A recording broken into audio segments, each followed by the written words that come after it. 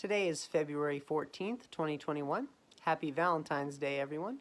And today I'm going to continue the series I started yesterday on marriage and singleness. Not following the original plan, I was going to release the special thing that I've had planned, but that's going to be postponed. Fortunately, it's going to have to come after Valentine's Day because I'm still not finished with it yet. But for today, we're going to continue what I started yesterday, which is reading 3 passages that speak to this subject of really emphasizing the importance of singleness. I was talking about how yesterday, unless you're a healthy single person, you really cannot be healthy in a marriage relationship, or I would even argue long-term happy for that matter, because single people who are incomplete and feel like they're a half missing a whole, what they're missing is not a person, they're missing something else. And I would argue, even if you don't believe in Jesus, that is true.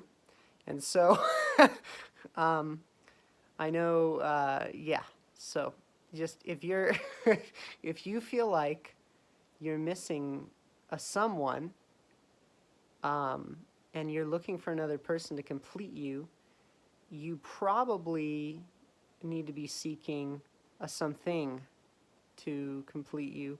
Or if you're not a Christian, and then if you are a Christian, I would say the someone you need to get whole is Jesus, obviously. But today, I want to read from, not the Bible. I'm not going to tell you what book it is because it might be controversial for some people. But I want to read it because I feel like even though this book is not the Bible, what this person says here is a biblical point in the main point, which I'll get to. But there is, wisdom that comes from God, and then there is worldly wisdom that comes from experiences in this world. And then there is a mixture of both of those, which is kind of dangerous because, but anyway, I would argue the book of Proverbs, even though it's in the Bible, is a mix of the wisdom that comes from heaven, which Jesus is that wisdom made flesh, that's Jesus, and the wisdom of experiences in this world, because it was written by King Solomon. And so Proverbs does have some worldly wisdom in it, but it also does so from a perspective of knowing the Lord, essentially.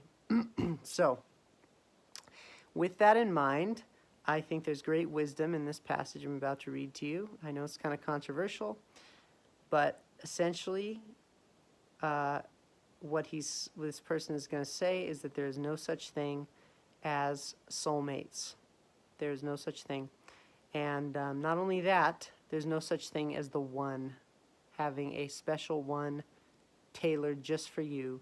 This is a fairy tale made by Disney and the media and a lot of other sources, but it's just not real. And this is what he's arguing. And so, here we go. He says, I was finishing my degree back in 2003, he says, and had the fallacy of the one graphically illustrated for me in a psychology class one day. I was in class surrounded by mostly much younger students than myself, all very astute and as intellectual as they come from mid-20-somethings. At one point, the discussion had come around to religion, and much of the class expressed being agnostic or atheist, or spiritual, but not religious. The rationale was, of course, that religion and belief could be explained as psychological, fear of mortality, constructs that were expanded to sociological dynamics. Later in that discussion, the idea of a soulmate came up. The professor didn't actually use the word soul, but rather couched the idea by asking for a show of hands as to how many of the class believed there was a special someone out there for them, or if they feared the one that got away. Almost the entire class raised their hands. For all of their rational empiricism and appeals to realism in regards to spirituality, They almost unanimously expressed a quasi-karmic belief in connecting with another idealized person on an intimate level for a lifetime. Even the frat guys and hookup girls who I knew weren't expressly looking for anything long-term in their dating habits still raised their hands in assent to a belief in a one. Some later explained what the one meant to them, and most had differing definitions of that idealization. Some even admitted to it being an idealization as the discussion progressed. Yet almost all of them still had what would otherwise be termed an irrational belief in predestination, or even amongst the least spiritual, that it's just part of life to pair off with someone significant, and there was someone for everyone. This discussion was the catalyst for one of my awakening realizations. Despite all odds, people largely feel entitled to or deserving of an important love of their life.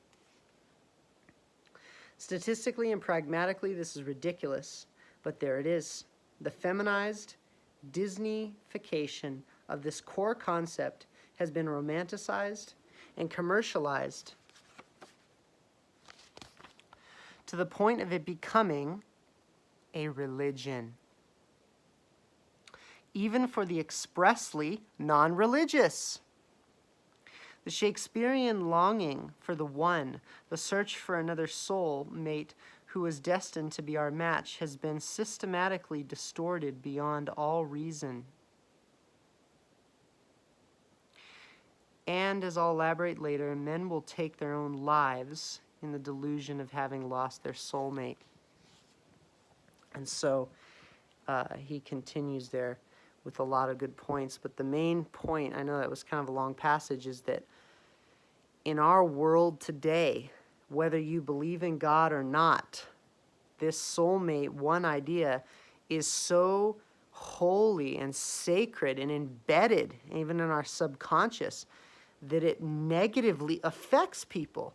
Just as everybody can look at religion, and even Christians can look at certain types of Christians or other religions and say, wow, that's really damaging to people. What he's saying here is this soulmate idea is a religious concept that has moved outside of religion that is damaging and hurting other people. And it's hurt me. You know, I've had this type of thing because you pursue this and you think that if you just find that one person that everything's going to be okay and it's just the solution to everything. And that's just not how it is. That's just not how it is. Whether you believe in God or not, no one person is going to complete you. Only you can complete you. And so, well, I'll say as a caveat there for my faithful Christian viewers, which is probably most of you, let's be honest. I don't know. If you're not a Christian and you watch me, I really appreciate you. Extra, because I feel like I mostly talk about a lot of Bible stuff, but I try to mix in other practical things. Anyway, obviously, yes, you know, only God, Jesus, can complete us, but we find our calling and our purpose and our connection and relationship with Him in us doing that. It's similar to somebody else just going their own way outside of Christ. They don't take up their cross, but just because they don't take up their cross doesn't mean that that they don't have a choice to either be a slave or to attempt as much as possible to rule their own life. So, which, by the way, you know, even the greatest people outside of God's kingdom are like the people who become presidents. I'm not talking about well, I don't want to get political right now, but I'm not the people who are like really admired and everything. These people have mastered their own lives, even without God. And Satan still rules over them if they're not following Jesus, ultimately. But anyway, I hope you see what I'm saying. Got a little rambly at the end. Have a good day, guys. I'll see you tomorrow.